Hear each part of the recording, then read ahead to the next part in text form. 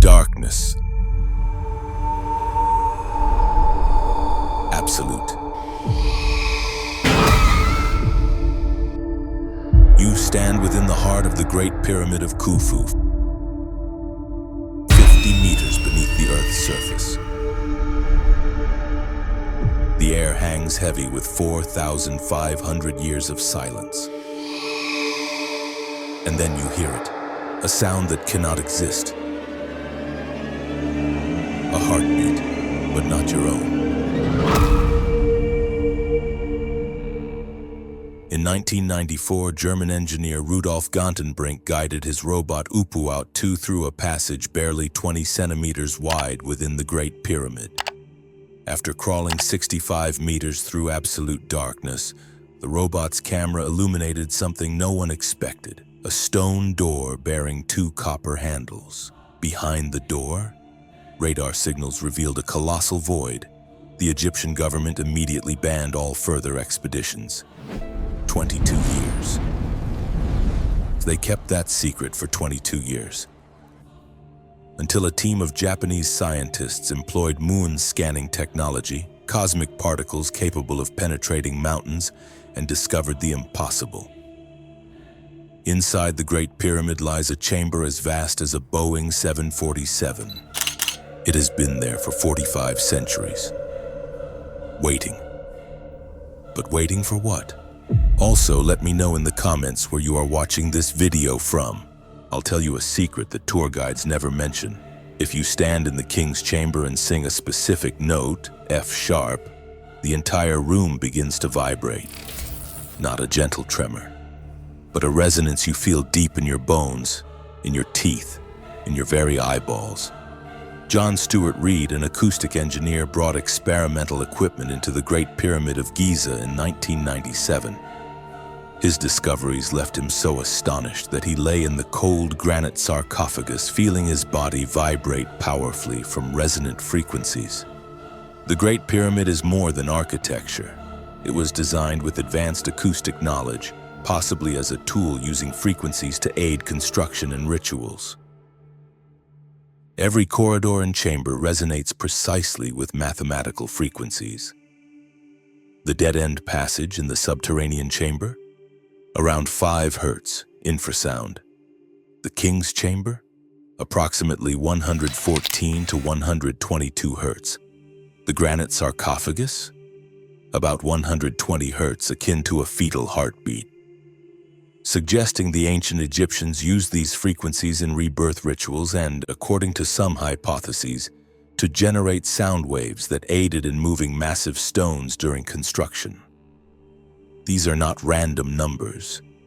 They connect to ancient acoustic knowledge, where the Egyptians may have harnessed sound to lift stones, as described in a 10th century legend by Arab historian al-Masudi, placing a papyrus with strange symbols under a stone, striking it with a metal rod to make it move along a path of vibrating metal rods.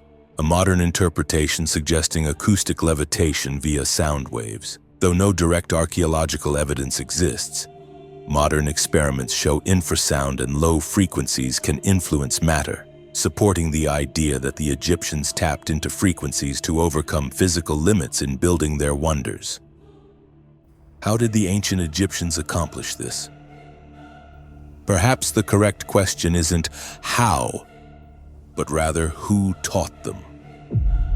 Part 2, the Mad Water Dance. Forget everything you think you know about how the pyramids were built. 2.3 million stone blocks, each weighing an average of 2.5 tons, some reaching 80 tons, lifted to a height of 146 meters. With precision that shames modern engineers, an error margin of merely 2.8 centimeters across a 230-meter base. How? Ramps, slopes, pulleys, a workforce of 100,000 people laboring for 20 years? The official story sounds like a fairy tale for adults who are far too naive. But this is merely the easy part. The hard part is this: if they possessed such sophisticated hydraulic technology, why did they pretend they didn't have it? Part 3. The Map to Catastrophe. 10,500 BCE. Memorize that number. Robert Boval, a Belgian construction engineer, was examining satellite photographs of Giza when he noticed something peculiar. The three pyramids aren't perfectly aligned in a straight line. Menkaur's pyramid is slightly offset, just like Orion's belt, but not today's Orion. Orion from 10,500 BCE, when astronomical software shows the stars positioned exactly like the pyramids. Coincidence? Hold on. The Sphinx also gazes directly toward the constellation Leo at the precise moment of 10,500 BCE. Once again, the same date. Graham Hancock calls this a message in stone. But a message about what? 10,500 BCE marks the end of the last ice age. Ice sheets melted. Sea levels rose 120 meters. Maritime civilizations vanished beneath the waves. This is precisely when Plato claimed Atlantis was submerged. But here's the terrifying part. Dr. Robert Schoch, a geologist from Boston University, has proven that the Sphinx bears water erosion marks, not sand erosion, water erosion, dating back at least 10,000 years. When did the Sahara last receive enough rainfall to cause such extensive water erosion? 10,500 BCE. Everything points to the same moment in time. The pyramids aren't tombs, they're alarm clocks. And they're pointing directly to the moment of the last global catastrophe. The question is, are they warning us about the next one? Part 4. The machine still functions. Christopher Dunn worked 35 years in the aerospace industry. He understands machinery, and when he examined the Great Pyramid through an engineer's eyes, he saw what archaeologists had missed. This isn't a structure. It's a sophisticated device. The King's Chamber, constructed from Aswan granite containing 55% quartz silicon dioxide. What happens when quartz is compressed? It generates electricity through the piezoelectric effect. The Queen's Chamber features 2 air shafts that don't actually lead to the outside. Dunn discovered traces of zinc chloride and hydrochloric acid, 2 chemicals that when combined produce hydrogen gas. The Grand Gallery, 28 pairs of grooves running along the walls perfectly designed to house Helmholtz resonators, sound amplification devices. Now combine all these elements. Hydrogen gas from the Queen's Chamber, vibrations from seismic activity, acoustic resonance from the Grand Gallery. Piezoelectric quartz in the King's Chamber. What do you get? A hydrogen-powered electrical generator operating through acoustic resonance. Insane. Nikola Tesla didn't think so. He spent his final years studying the pyramids, convinced they harnessed what he called cosmic radiant energy. But here's the truly uncanny part. In July 2018, a team of physicists from ITMO University in Russia published findings in the Journal of Applied Physics, demonstrating that the Great Pyramid of Khufu can concentrate electromagnetic energy within its internal chambers. This isn't theoretical speculation, these are actual measurements. It still works. After 4,500 years, the machine is still operational. We simply don't know how to activate it, or perhaps someone doesn't want us to know. Part 5. Flying boats and Stargate portals. 1954, Kamal El-Malak was conducting cleanup work around the Great Pyramid of Khufu when he detected the scent of cedar wood. In the middle of the desert, beneath 41 limestone blocks, each weighing 16 tons, he discovered something impossible. A perfectly preserved boat measuring 43.4 meters in length, disassembled into 1,224 individual pieces. The wood remained supple and flexible. The ropes retained their strength, as if the entire vessel had been buried just yesterday. But this was no ordinary watercraft. No water stains, no salt deposits. This boat had never made contact with water. So what was its true purpose? The pyramid texts, Egypt's most ancient hieroglyphic writings, speak of pharaohs soaring to heaven in Ra's boat. Soaring, not rowing or sailing. Part 6. The Cursed Treasure. I'll reveal what they dare not publish publicly.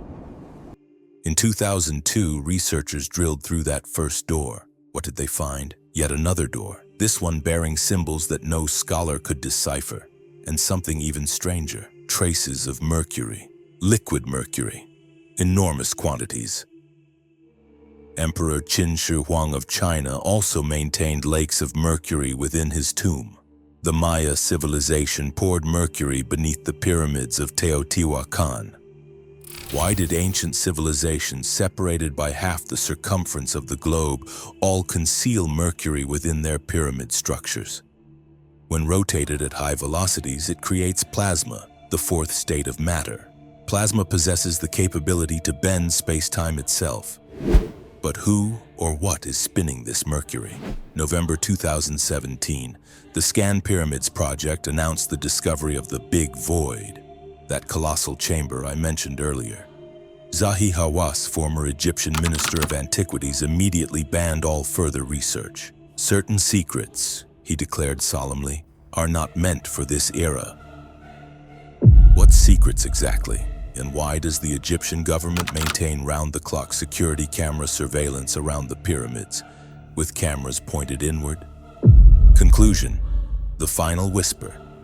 4,500 years. The pyramids have stood sentinel for 4,500 years, waiting patiently, but waiting for what exactly? I've provided you with all the crucial clues. How do you think the ancient Egyptians built the pyramids? Using hydraulics or sound frequency? Comment 1 for hydraulics, 2 for sound frequency.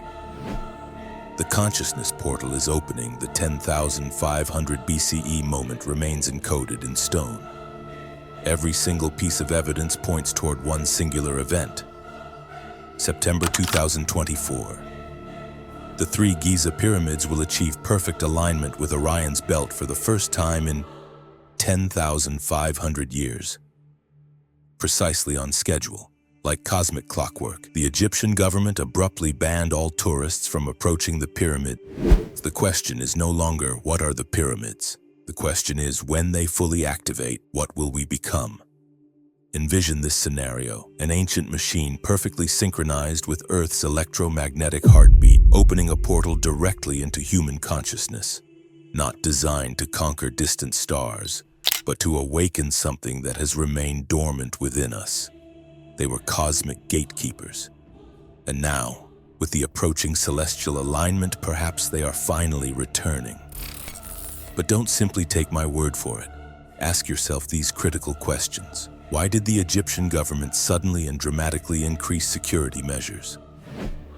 Why have the world's most prominent scientists gone completely silent regarding new discoveries, as if some cosmic countdown timer had been activated? The whispers are no longer mere whispers. They've become deafening roars. And if you're hearing them clearly, then you're already an integral part of this unfolding story. The mystery of the pyramids doesn't end here. This is only the beginning. If your heart is beating faster right now, if you feel compelled to delve deeper into these forbidden secrets, what do you believe the portal will ultimately reveal? Let's listen together to the ancient whispers of Giza, and perhaps we'll discover the answers before it's too late.